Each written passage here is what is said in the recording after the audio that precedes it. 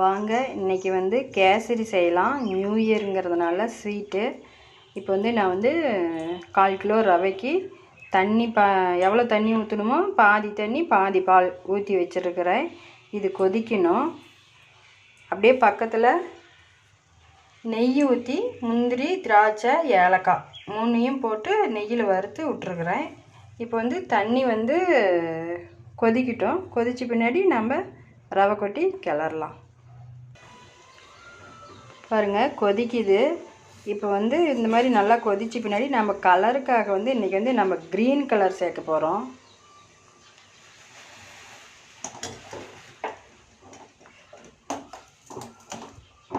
Colour சேர்த்துட்டு இப்போ வந்து அடுத்தது வந்து நம்ம ரவையை கொட்டி கிளறிக்கலாம்.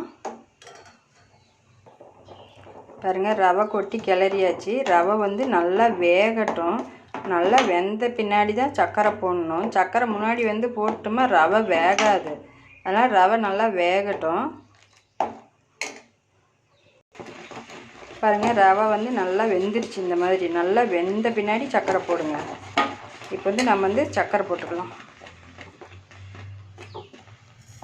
சர்க்கரை எவ்வளோ வேணுமோ அவ்வளோ போட்டுக்காங்க. சாப்பிட்டு பார்த்துட்டு கூட போட்டுக்கலாம். ஸ்வீட் பத்தலைன்னா தேவையான அளவு ஸ்வீட் போட்டுக்காங்க. இதையும் கொட்டி நல்லா கிளறி விடலாம். பாருங்கள் சர்க்கரை கொட்டி நல்லா சர்க்கரை கரையிற வரைக்கும் கிளறி விட்டுக்கிட்டே இருங்க. சர்க்கரை கொஞ்சம் டேஸ்ட் பண்ணி பாருங்கள். பத்தலைன்னா சேர்த்திக்காங்க. சர்க்கரை கரெக்டாக இருந்துச்சுன்னா விட்டுருங்க. இப்போ வந்து அடுத்தது வந்து நம்ம இந்த முந்திரி, திராட்சை, ஏலக்காய்லாம் நெய்யில் பொரிச்சு வச்சுருந்தோம்ல அதை வந்து ஊற்றிக்கலாம். இதையும் போட்டு நல்லா கிளறி விடலாம்.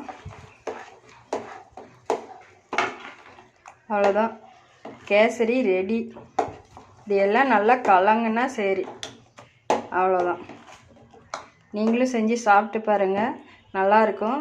Green kesari, new year special green kesari.